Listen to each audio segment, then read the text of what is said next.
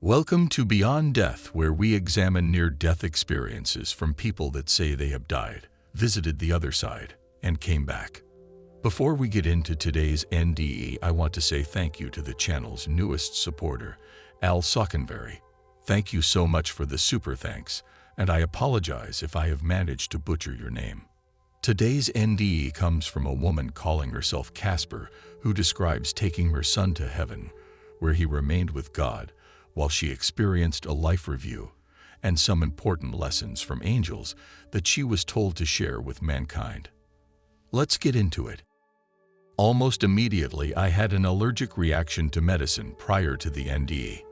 Near-death experiences are often explained by the experts as a sensation that people on the brink of death have while leaving their bodies and observing them as though they were bystanders.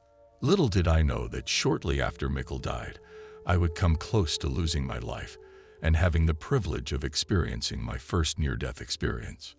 During my NDE, I could see my body lying on a stretcher as the ambulance attendants worked feverishly to save my life. Unaware of any time or distance, my spirit floated high into the clouds until Mikkel and I were reunited in a temple called Beautiful.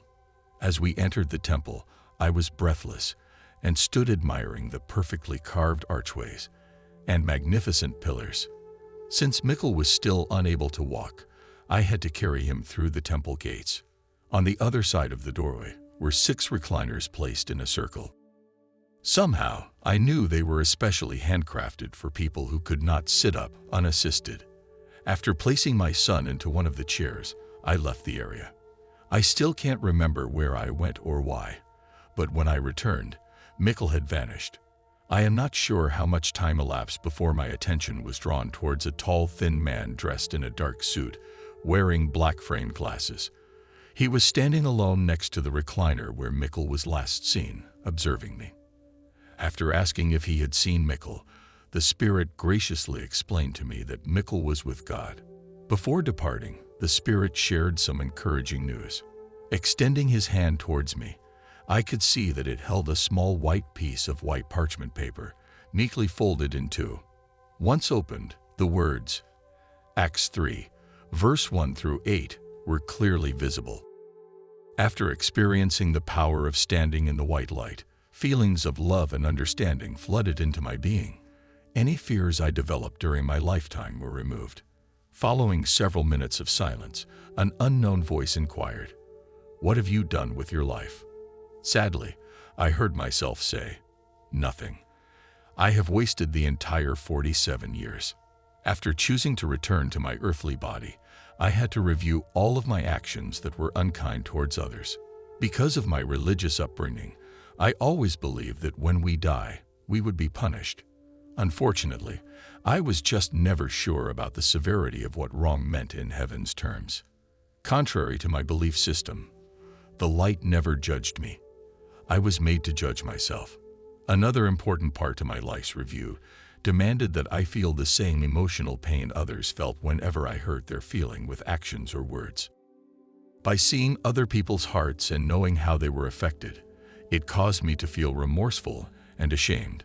Thankfully, after the experience ended, the light granted me the understanding I needed, and my soul found forgiveness.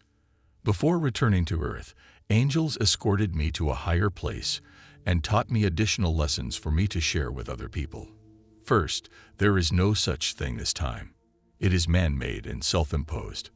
Second, we are all brothers under the skin, and we all exist under the hood of one God.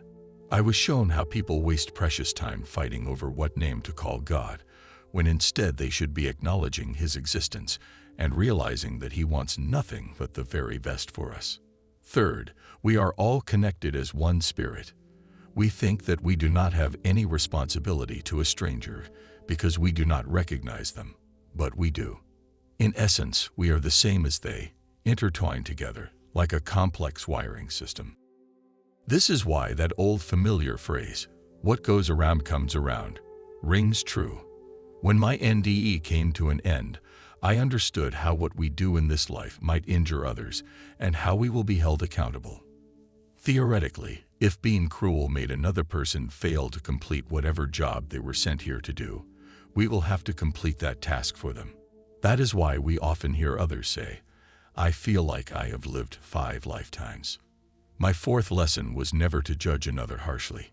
In heaven, we get the privilege of seeing another person's heart as God would see it, so we can understand how someone might react differently than we would to a particular situation. In one scene, I observed someone very standoffish. After looking into their heart, I saw how they had been injured spiritually and acted harshly towards others out of fear. This knowledge made it easier to understand that not every action from another was about me or towards me. Sometimes it was just about them. My final heavenly lesson taught me that all of our prayers are answered within seconds of being heard. Although it can seem like several months or years before they are answered, heaven does hear us immediately. Since time is man-made and self-imposed, it does not exist in spiritual realms. In the future, anytime you need a prayer expedited in man's time, remember to recite Psalms 69 and 70. They are our 911 to heaven.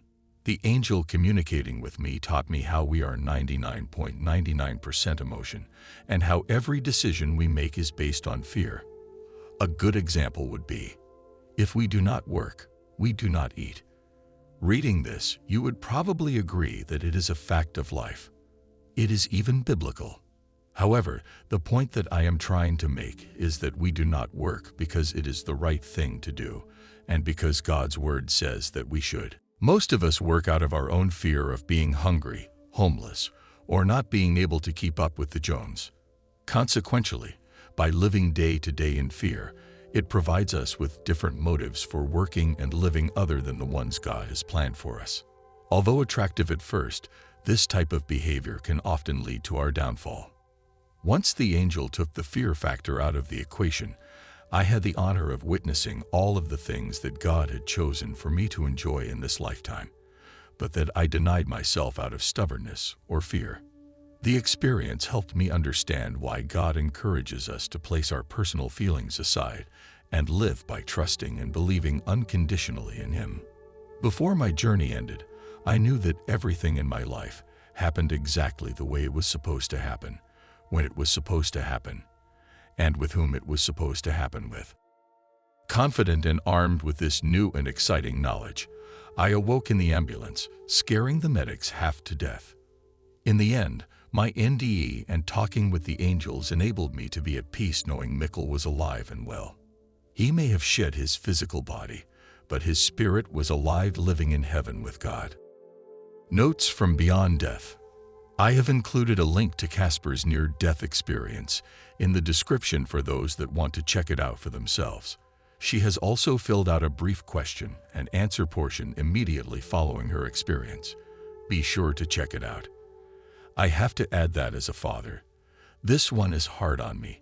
I can't imagine carrying my child into heaven and returning to earth without her. Even knowing I was leaving her with God would not be enough to calm me. My condolences to anyone who has ever lost a child. Let me know what you think in the comments below. Until next time, stay blessed.